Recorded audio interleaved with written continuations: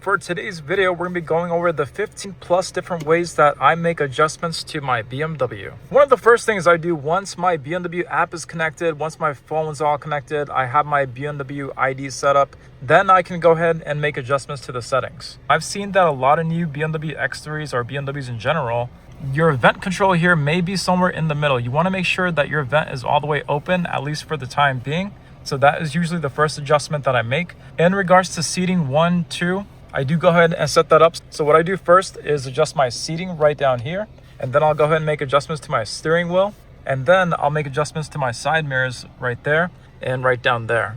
But the way that I do set up my side mirrors is I use these buttons right down here to do it, and then I set it up so that I can barely see the car, if not see it at all. So you can see that we're seeing the car right there, but as soon as I get past it, that is usually where I typically keep my side mirrors. So once your steering wheel is all set up, once your side mirrors are set up, your seat, then you can go ahead and push set and then 1.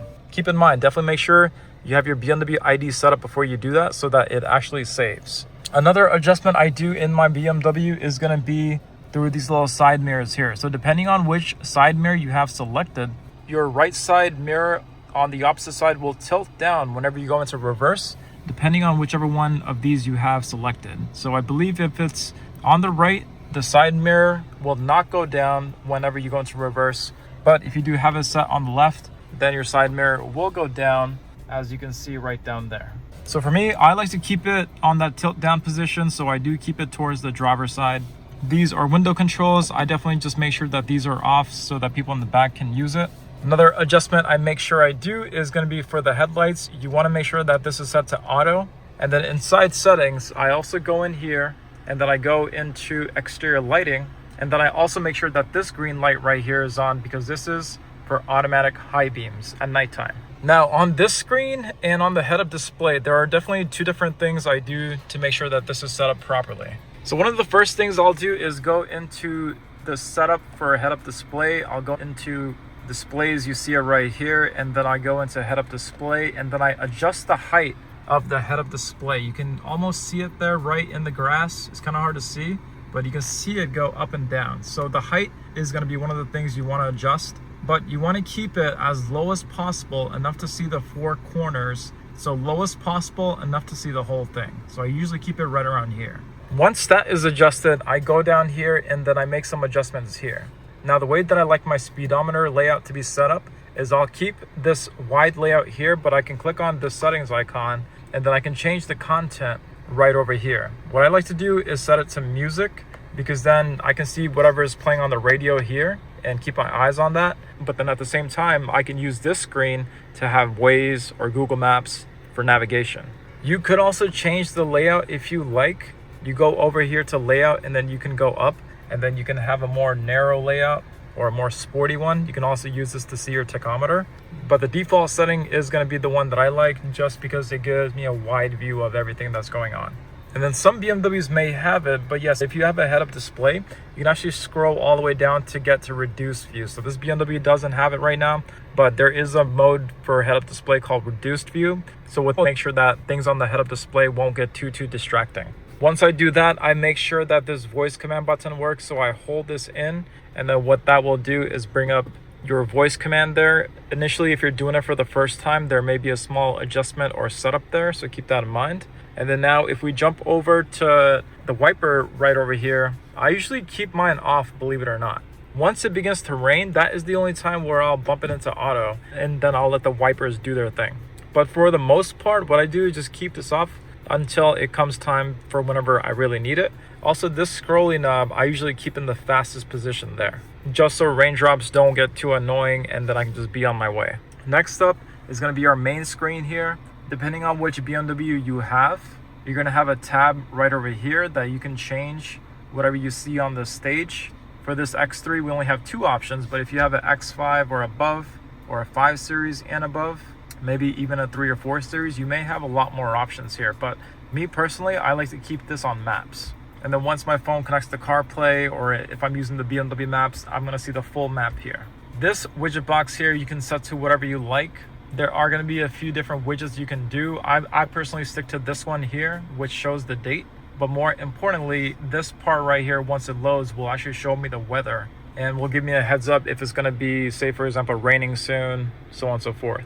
A huge one that I make adjustments to is this white line right down here. So if you don't already know, in new BMWs, you can set up different shortcuts here. It shows 4 different tabs, but essentially you can have up to 8 total. Once you have your BMW ID set up, I set up things like Google Maps, Spotify, Waze. I can set up my home address here for the BMW map to navigate to. You can also have a option here for the on and off function for a head-up display. I've also had one where I can check my tire pressure monitor.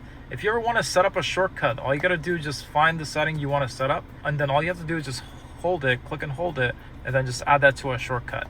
You can do that for radio stations too, which may be a really big one to use. And the way that I got there was I could just drag this down from the top, and that allows me to access my shortcuts.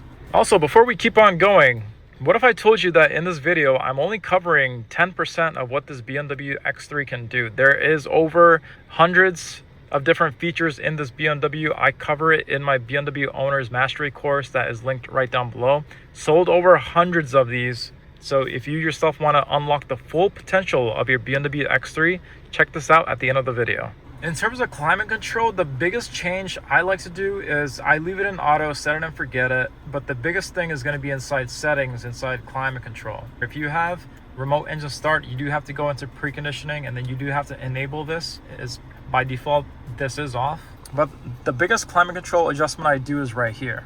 So this is the feature that allows the heated seat or cooling seats or heated steering wheel to turn on all by itself, depending on how hot or cold the vehicle is. So say for example, if it was really cold out, obviously my car is cold. If I have heated steering wheel set up to the maximum, what this will do is as soon as I get into my car, it will crank up that heated steering wheel up to the maximum intensity. So this is a great way to just have automatic heating or automatic cooling for your vehicle in terms of the heated seat and heated steering wheel or cooling seats if you have it. Inside settings, there's a few different adjustments I do. Mainly is going to take place inside doors and windows. I personally unlock all doors. By default, it's set to just driver's side door only.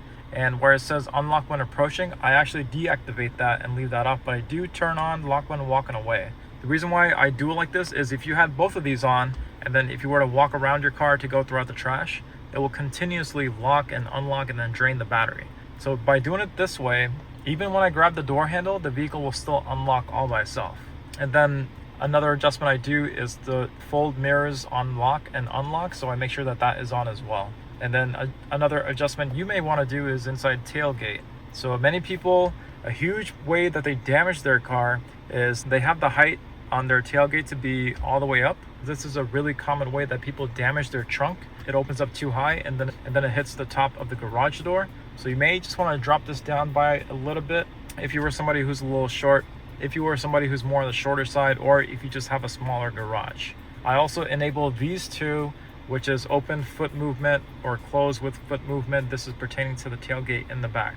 More adjustments I do is inside driving settings. Many people are not a fan of this. I personally deactivate this. Iconic sounds, maybe a lot of people may want to deactivate this too. Iconic sounds pumps artificial noise into your vehicle to make it sound more sporty. Some people may not like that. You can deactivate that if you'd like. But inside driver assistance, inside safety and warnings, not a whole lot that I usually change in here. Lane departure is already off, so we don't have to worry about that. But where it says front collision mitigation, I'm usually somebody who drives more on the aggressive side, so I like to set this to late.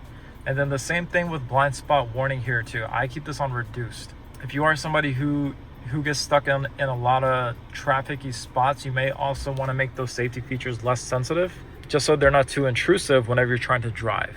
Another one is going to be interior lighting. I love the color blue, so I go into ambient lighting here and I change the color to azure or blue or indigo, I should say. I also love the lights, so I crank up my accent lighting to be something really, really bright. You may not want to do that, but I sure do. Next up is going to be in mobile devices. If I go into here, I can connect multiple phones, but the bigger thing is inside some cars, you can click on the settings icon here, and then you may have an option where you can set up telephone priorities. So the X3s, X4s, X1s cannot do this, but if you have anything other than these three, you may have the option called telephone priorities. So what that means is if two people are getting to the car, you can tell the car which phone you want to connect to CarPlay first. Seat comfort, there is one in here I like to do. if I go into here and then go into settings, yeah, I turn on comfort exit, which is located right here. And then what that will do is whenever I come to a stop and then take off my belt, turn off the car and open up the door, the seat right down here will actually move backward, allowing me to get more space to get out the car. I'm actually surprised that that feature is not something that is already on, but that is definitely something that a lot of people should take advantage of.